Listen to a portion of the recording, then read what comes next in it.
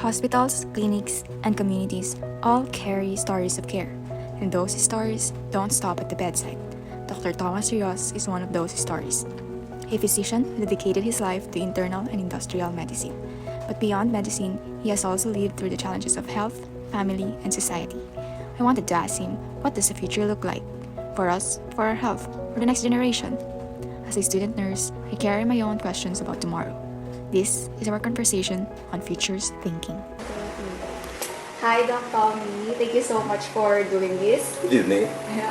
Of course, you're my uncle, but I also know you as a physician in internal and industrial medicine, a medical doctor, and a former qualified medical examiner.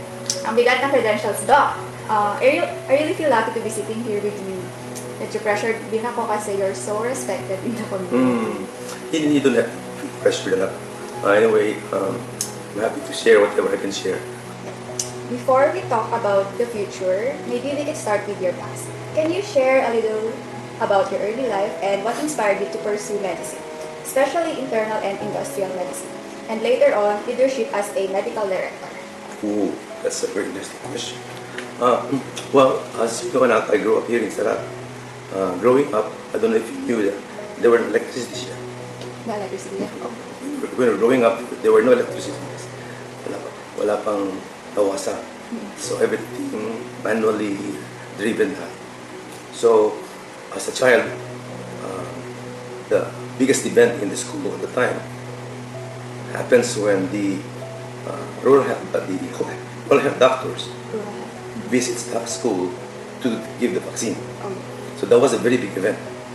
Even as a young child, I was fascinated how important that event was. So I think I got some notion that maybe that's how it will be the field I would like to get as I get older. And then when I was in UP, I came to know this guy, si Dr. Juan Fabier. Maybe you're too young to recall. He eventually became Secretary of Health. But Dr. Juan Fabier was the founder of, we used to call it Pararama, Philippine Rural Reconstruction Movement. And he had this very instructive book, Doctors to the Barrios. I used to read a lot. Because what he did, he brought medicine to the barrios.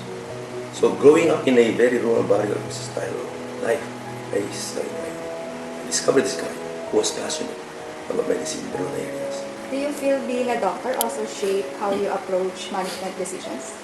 I don't know if being a doctor is the one that shaped my management decision. I think I learned that before I became a doctor. If you imagine the world in 2050, Doc Tommy, what kind of future do you see? One thing that is inevitable is the explosion of knowledge, particularly the explosion of scientific understanding of everything around us. Now, specifically in medicine, there will be an acceleration of understanding of human disease, human pathology. We will be able to detect much early disease process, inflammation, and I believe that we will soon cross that fine line where we are at right now. Because our medicine right now is anchored primarily on alleviation of symptoms, alleviation of disease. Pretty soon we will be curing diabetes, we'll be curing cancer, we'll be curing body illnesses. But there is also a sad potential problem that comes with that. And I noticed that though the trend in medicine is highly accelerating in the field of treatment of soma, body, the proper understanding and approach when it comes to the human psyche it's very much lagging. Even in our field of psychology, when you study psychology nowadays, we're not even actually talking about patients' feeling.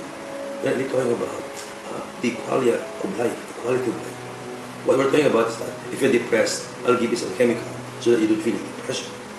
If you have hyperactivity, I'll give you something to interact with your hyper-energetic dopamine discharge so that you don't act that way. See? These are somatic treatment even in our psychiatry. Now the problem with that is that we are building a lot of healthy human bodies, but we're losing the quality of life, intuition, human health. And that's concern because we will be developing more of a robotic way of human beings, not human per se. We are slowly drifting away from our humanity. That it's so hard to see people that care for each other. We care for a result, but we don't consider the feeling part, the quality part, as a factor in determining what kind of practice of medicine. For you, Doc, what excites you the most and what worries you the most about the future? What excites me the most about the future is that it will be much easier to understand things in the future. There will be less guessing, and there will be things that can be more certain as in the causation of things. And that's a very big step because a lot of the struggles of medicine is this trial and error. Especially with AI, you can accelerate the phase of trial and error because you can accelerate the end portion of that. So that's exciting because in the tradition of learning medicine, some people will have to be hurt because it is still known. And hopefully we can reduce that more and more. So that's something exciting. The ability to cure will become more and more realistic. So the physical pain that we oftentimes experience can be mitigated if not shortened in duration. We will have a better way of mitigating pain because there's a real human concern in medicine.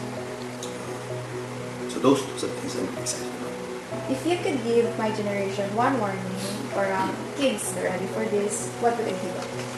I don't have any warning. I would just say be kind. Really, kindness is an art that we're losing. Kindness is something that comes from the heart. It's always there. Because especially for healthcare workers, they will know. They know if you're kind. And sometimes a patient is not seeking to be cured. He is seeking to be touched by another human being. And you can touch them by being kind. This last question is close to my heart. What advice would you give to young people like me about helping create a better future?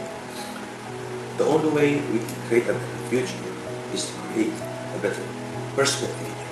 It has to arise from how we see the world, not going out and trying to fix it. Because if there is already this overflowing compassion here, everything that you touch is fixed. Everything that you touch is better. So that's just my idea. I never had any dreams about stuff in my life before. I've always been driven by my desire, by my passion to make somebody's life better. It is a privilege to be a caregiver, to be in health industry, because God has given us the opportunity to help. Thank you, Dr. Maybe we can end with something short but meaningful.